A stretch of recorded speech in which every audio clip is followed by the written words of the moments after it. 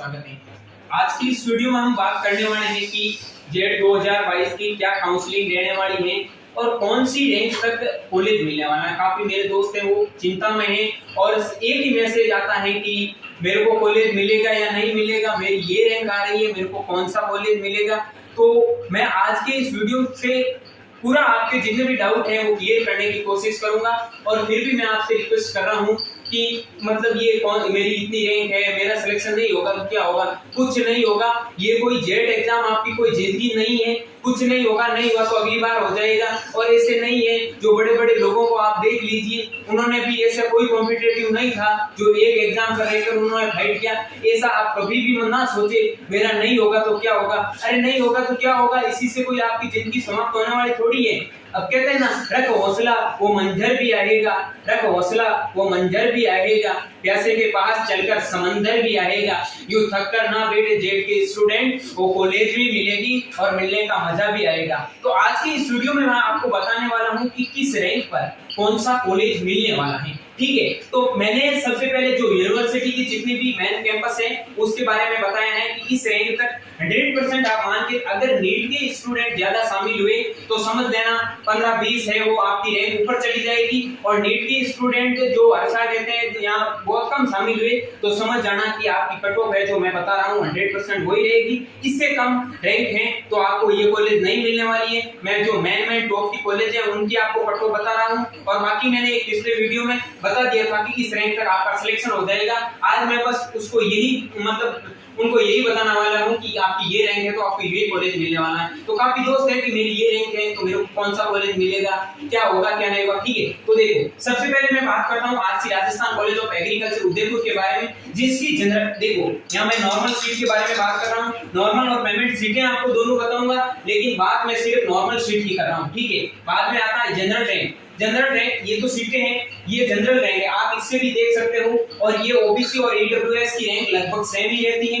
ST की rank है वो थोड़ी ऊपर होती है, एससी की इस जेड एससी की हालांकि एसटी से ज्यादा रहती है, लेकिन जेड में वो स्टूडेंट कैटेगरी वाइज उसके हिसाब से देखे तो एससी की रैंक है वो थोड़ी मतलब कम रहती है, कट ऑफ कम रहती है। ठीक है, राजस्थान कॉलेज में सीटों की बात करें तो नॉर्मल सीट है 75 और पेमेंट सीट है 40। 2021 की बात कर रहा हूं और मुझे लग रहा है जहां तक हो सकता है कि इस बार भी यही रहने वाला है रेशियो कि 40। मैं पेमेंट सीट की नहीं कर रहा हूं और लास्ट में आपको बता दूंगा कि किस रैंक तक पेमेंट सीट आपको मिल जाएगा। मैं नॉर्मल सीट की बात कर रहा हूं। ठीक है, पेमेंट सीट आप खुद समझते हो, सोच समझ कर लेना।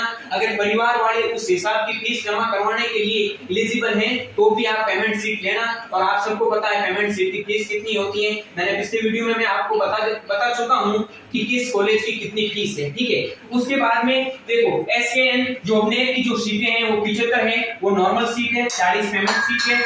एसकेआरयू है उसकी 68 सीट है, वो नॉर्मल सीट है, और 40 सीट है वो पेमेंट सीट है।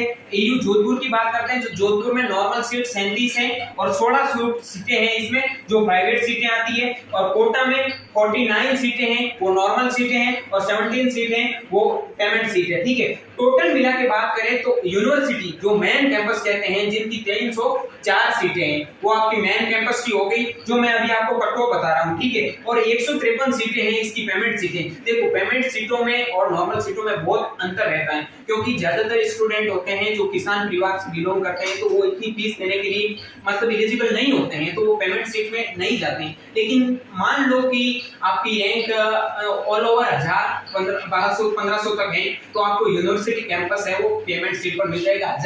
1000 तक मान के चलो आपको मेन कैंपस है वो आराम से मिल जाएगा, कोई दिक्कत नहीं है। ठीक है, तो हम बात करते हैं कि अब कौन सी सीट पर कौन सी रैंक तक कौन सी कॉलेज मिलेगा। वीडियो को पूरा देखें, मैं आपके 100% कोशिश करूंगा जितने भी आपके डाउट हैं वो क्लियर करूं। ठीक है, तो थोड़ा लंबा हो सकता है लेकिन आपके जितने भी डाउट हैं वो मैं मेन जितने भी जो सुमेरपुर पाली हैं, भीलवाड़ा हैं या फिर ये मेन कॉलेज हैं इनकी मैं कट ऑफ आपको एकदम सही रैंक से एनालाइज करके पूरा आंकड़ा देके बताने की कोशिश कर रहा हूं। अगर फिर भी कोई त्रुटि हो तो अपना छोटा भाई समझकर या बड़ा भाई समझकर माफ कर देना। ठीक है, तो देखो जनरल की जिसकी रैंक 55 से 60 के बीच में है वो मान के चल लेना उसका आरसी में 100% सिलेक्शन हो जाएगा। ठीक है, और उसके बाद में जिसकी ओबीसी की रैंक देखो सबसे इंपॉर्टेंट बात है, ये मैं ओबीसी की रैंक बता रहा हूँ, ऑल ओवर रैंक है। रैंक है दो प्रकार से होती है, एक तो आपकी कैटेगरीज रैंक होती है, एक आपकी ऑल ओवर रैंक होती है। अगर नीट के स्टूडेंट ज्यादा शामिल हुए तो ओबीसी की रैंक 100 रैंक है जिसकी यूआर में, उसका भी आरसी में सिलेक्शन हो जाएगा, कोई बड़ी बात नहीं है। अब डिपेंड ये करता है कितने स्टूडेंट सबसे पहले आरसी को प्रिपेयर करते हैं, ठीक है, कितने स्टूडेंट काउंसलिंग में भाग लेते हैं, ठीक है, टॉप रैंक वाले कौन सी कॉलेज चूज करते हैं उस पर डिपेंड करता है। लेकिन मेरा मानना है कि ज्यादातर जो टॉपर होते हैं वो सबसे पहले आरसी को चूज करते हैं, तो आरसी की कट ऑफ आप ये मान के चले। उसके बाद में एसटी की कट ऑफ है, वो आप मतलब जिसकी रैंक देखो, एक तो आती है रैंक यूआर में, एक आती है एसटी कैटेगरी रैंक, ठीक है। कैटेगरी में रैंक अलग होती है, कैटेगरी रैंक का मैंने अलग से वीडियो बना दिया है, मैं कैटेगरी रैंक का यहाँ बात नहीं कर रहा हूँ। हाँ, कैटेगरी में तो उसकी लगभग एसटी में 20वीं 30वीं रैंक होगी, तब आरसी में सिलेक्शन होगा। लेकिन यूआर रैंक की बात कर रहा हूँ, यूआर रैंक एसटी कैटेगरी में जिसकी 85 से 90 है उसको ये आरसी कॉलेज मिल जाएगा। जिसकी रैंक 100 तक है एससी कैटेगरी के अंदर, तो वो मान के चले कि उसको आरसी कॉलेज मिल जाएगा, ठीक है। और कैटेगरी की बात करूं तो एससी कैटेगरी में जिसकी रैंक 25 या 30, ठीक है, 40 तक भी जा सकती है, ज्यादा नहीं, 40 तो नहीं होगी, इतना तो पॉसिबल नहीं है, ठीक है। लेकिन 100 रैंक होती है, तो उसमें सबसे बड़ा डिपेंड करता है कि किस कैटेगरी के कितने स्टूडेंट हैं। लेकिन मेरा मानना है, या फिर पिछले वर्ष के जो आंकड़े देखे उसके हिसाब से मैं आपके सामने ये कट ऑफ एनालाइज कर रहा हूँ, ठीक है। अब हम बात करते हैं एसकेएन जोबनेट, ये भी बहुत अच्छी यूनिवर्सिटी है और टॉप में मानी जाती है। तो देखो इसकी जो कट ऑफ है, जिसकी रैंक 120 तक जनरल कैटेगरी में आता है, जिसकी यूआर रैंक मतलब जनरल वालों की तो सीधी यूआर में ही रैंक आती है, जिसकी रैंक 110 से 120 तक है, वो किसी भी प्रकार की चिंता ना करें, उनका सिलेक्शन जोबनेट में हो जाएगा। और 125 से 140 जो ओबीसी की है, 150 तक भी हो सकते हैं, जिसकी ओबीसी में रैंक 150 तक है, वो किसी भी प्रकार की चिंता ना करें, उसका 100% सिलेक्शन जोबनेट में हो जाएगा, ठीक है। ऐसे मेरे पास काफी मैसेज आए थे लगभग 130-40 रैंक वाले कि मेरा जोबनेट में होगा या नहीं होगा, तो 130-40 रैंक तक आपका जोबनेट में हो जाएगा, कोई चिंता करने की जरूरत नहीं है, ठीक है। उसके बाद मैं बात करता हूं एसटी कैटेगरी के बारे में। एसटी कैटेगरी के अंदर अगर आपकी रैंक 160 से 170 है और एससी कैटेगरी में अगर आपकी रैंक 200 तक है, तो भी इस कॉलेज मतलब एसके जोबनेट में आपका सिलेक्शन श्योर हो जाएगा, ठीक है। अब देखो हम बात करते हैं एसकेआरयू बीकानेर के बारे में। इस यूनिवर्सिटी की कट ऑफ भी थोड़ी हाई रहती है, अच्छी यूनिवर्सिटी है, मेन कैंपस है थोड़ी, तो उस हिसाब से कट ऑफ रहती है। तो इसकी सीटें मैंने पहले बता दी है, और इसकी जो कट ऑफ है जनरल में, जिसकी रैंक यूआर रैंक 170 से 180 तक है, उसको मिल जाएगा। अब मैं बताऊंगा कि इसमें सीटें जोड़े तो भाई ज्यादा हो रही है, तो कट ऑफ इतनी क्यों बता रहा है, तो उसके पीछे भी मैं आपको रीजन बताऊंगा कि जनरल वालों की रैंक इतनी नीचे क्यों आती है, ठीक है। उसके बाद में ओबीसी की जिसकी रैंक 200 तक है, वो किसी भी प्रकार की चिंता ना करे, उसको एसकेआरयू बीकानेर मिल जाएगा। और उस एससी कैटेगरी में जिसकी रैंक 250 तक है, तो उसके चांसेस है थोड़ा बहुत ऊपर नीचे हो सकता है, 100% को कोई श्योर नहीं कह सकता है, लेकिन मैं कोशिश कर रहा हूं कि 100% ये ही आपकी कट ऑफ रहने वाली है, ठीक है। और एससी कैटेगरी के अंदर 280 रैंक जिसकी है उसको मिल जाएगा। अब जोधपुर की जो मैंने ये बता दी है रैंक, मान लो कि जिसकी ओबीसी कैटेगरी के ओबीसी में, या फिर ये देखो सबसे पहले जनरल में यूआर रैंक जिसकी जनरल कैटेगरी की है और वो 250 तक उसकी रैंक आ रही है, तो उसको जोधपुर मिल जाएगा, कोई दिक्कत नहीं है। ये भी अच्छी यूनिवर्सिटी है। 235 से 245 या 250 तक मान सकते हो, आपकी 250 तक यूआर रैंक है। और अगर आप ओबीसी कैटेगरी से बिलोंग करते हो तो आपको जोधपुर यूनिवर्सिटी मिल जाएगी, ठीक है। 290 से 300 तक आप एसटी का मान सकते हो, और 330 350 तक आप एससी कैटेगरी के अंदर जा सकते हो, क्योंकि ये कैटेगरी थोड़ा मतलब कट ऑफ को ऊपर नीचे कर देता है, ठीक है। उसके बाद बात करते हैं कोटा के बारे में। कोटा में जिसकी रैंक 270 यूआर रैंक की बात करता हूं, 270 से 280 के बीच में जिसकी कोटा में यूआर रैंक है, उसका 100% सिलेक्शन कोटा में हो जाएगा। ओबीसी में जिसकी रैंक 300 तक है, उसको यूनिवर्सिटी का कैंपस मिल जाएगा, क्योंकि कोटा यूनिवर्सिटी की 5 यूनिवर्सिटी है, और सबसे नीचे बात करें तो रैंकिंग में होती है वो कोटा आती है, ठीक है। उसके बाद में 350 आपकी एससी कैटेगरी, और 400 तक मान सकते हो आप एससी कैटेगरी। अब सबसे बड़ी बात है कि जिस भी स्टूडेंट की यूआर में रैंक लगभग 300 तक है, वो यूनिवर्सिटी कैंपस में जा सकता है। थोड़ा बहुत ऊपर नीचे हो सकता है, 310 जा सकती है, 290 रह सकती है, लेकिन आप मान के चलो अगर आपकी रैंक यूआर कैटेगरी में 280 तक है, या फिर 290 300 के समथिंग है, तो आपका चांस 100% बन जाएगा, या फिर सब कैंपस भी मिल सकता है, उसके नीचे और कुछ नहीं हो सकता है, ठीक है। उसके बाद में ओबीसी की तो आप मान लो 300 तक जिसकी रैंक है, ओबीसी की रैंक नहीं कर रहा हूं, ओबीसी की रैंक तो आप मान सकते हो 150 तक है जिसको मिलेगी, लगभग 200 मान सकते हो।